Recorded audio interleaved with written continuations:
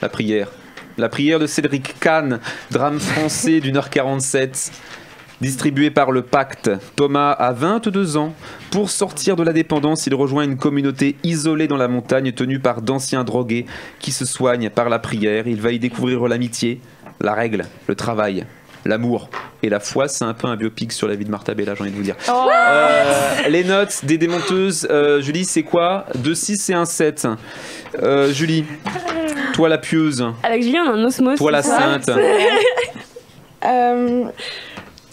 Par où commencer? Par le début. J'aime le récit, j'aime de quoi ça traite. J'aime tes oui. Ce qu'il contient, l'amour de soi, l'amour des autres. Mon moment préféré, c'est la succession de témoignages d'anciens toxicos, parce qu'enfin la parole se libère. C'est un film très pudique sur un combat très douloureux.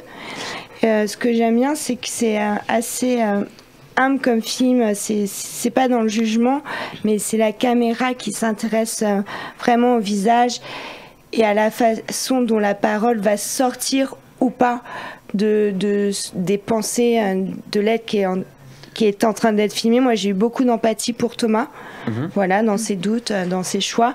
Mais je trouve que c'est un film qui manque de grâce, qui manque d'envolée. Charlotte, toi, c'est un 7, c'est un bon film. Bah ouais, Auvergne-Rhône-Alpes cinéma. Moi déjà. T'es conquise. C'est frais, on entend les oiseaux. Voilà, non, ça parle de jeunes qui sont trop fragiles en fait pour la société d'aujourd'hui, qui ont besoin de se retrouver et qui du coup, bon bah voilà, là c'est la religion, mais je pense qu'en fait ça aurait pu être autre chose. L'idée c'est de leur donner... Ça peut être la drogue. Non, mais l'idée c'est de leur donner voilà, une nouvelle ligne directrice. J'ai pas trouvé ça manichéen. Effectivement, il y a les témoignages qui sont très intéressants et qui montrent que bon, c'est pas toujours une réussite, mais voilà, on essaye. Des témoignages fiction. Oui, fiction, oui, mais de jeunes qui sont sortis de cette, je sais pas comment, de cette association, et qui ont dû revenir, cette communauté, qui n'ont pas forcément réussi. Voilà, le scénario est propre, c'est parfois un peu récité par certains acteurs, par certains second rôles, j'ai trouvé. En même temps, comme on leur apprend un nouveau discours, des textes religieux, bon, ça passe, on va dire.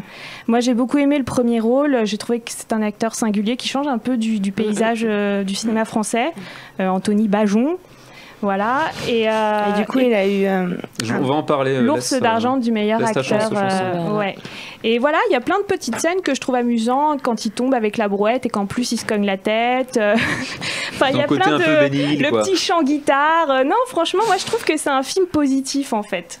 Martin, film positif. Oui, c'est un film positif. Comme vous me disiez, de toute façon, vous avez de très bons arguments. Je suis d'accord avec vous. C'est un film qui m'a plu. Vraiment, notamment le personnage principal, Thomas, qui a une grande innocence malgré qu'il se fasse du mal, etc., etc. Mais comme a dit Julie, je m'attendais à plus de grâce. Et, plus de grâce. Oui. D'accord. Et pour moi, ça restait un peu en superficie. Voilà. Un peu ras des pâquerettes. Non. Non mais j'essaie la brouette. Non mais voilà, je m'attendais à une envolée. Ça manque de transcendance, d'élévation. Quelque chose quoi, un truc magique, un truc mystique qui se passe et tu te dis mais oui complètement. Et c'est un film sur la religion, c'est un film sur la foi, sur la foi. Ouais.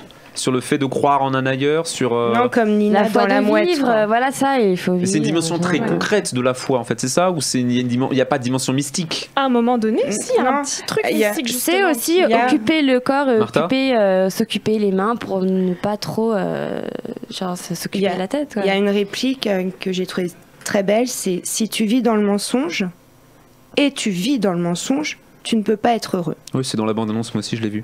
J'avais pas vu la bande-annonce, pardon. Anthony Bajon, donc Charlotte l'a dit, il y a eu un ours à Berlin du meilleur acteur à 22 piges. Enfin, je sais pas si l'acteur a 22 ans, mais est-ce que c'est mérité? Est-ce que sa performance vaut le coup d'œil? Ou pas? Julie, je vois, tu fais une petite moue de dédain. Elle est pas du tout convaincue. Ouais. Non, pas tellement. Non, pas plus que ça. Non. Moi, je suis d'accord parce qu'il change. Ouais, Martha. Il change des autres acteurs qu'on voit d'habitude. Mais au-delà de sa persona, au-delà de son m'a corps. beaucoup touché, si. Non, mais est-ce que son interprétation vaut le détour? C'est pas parce que c'est un petit gros qu'on va lui donner un prix, bordel. Faut le dire les choses un peu. Mais c'est pas évident à jouer ce qu'il a joué. Une tête de demi-mêlée, voilà. D'accord. C'est qu'il y a beaucoup de non-dits et c'est pas mal, du coup. Charlotte, toi, t'as été... D'accord, c'est pas facile. Je trouve d'ailleurs qu'il est de plus en plus à l'aise au fil. Bon, les scènes n'ont pas dû être tournées dans le bon sens, mais je trouve qu'on le sent de plus en plus à l'aise au fil du film. Et non, moi, je pense qu'il a quelque chose et on le décèle dans ce film. Vous pensez qu'on va le revoir bientôt? Oui. En featuring avec Timothée Chalamet, peut-être? Les deux nouveaux, je sais pas, je vous lance des pistes, je sais pas. Peut-être dans des Make to My spéculations. Love, Conto Duo. Ou dans le biopic de Dans le biopic de quoi? de Shia LaBeouf. Ah voilà, il pouvait jouer le grand-père de Shia. Ça, dans le rôle du jardinier, bien sûr. Ouais. C'était La prière de Cédric Kahn, le film choisi par Charlotte, qui a obtenu la note moyenne de 6,3. C'est un film correct dont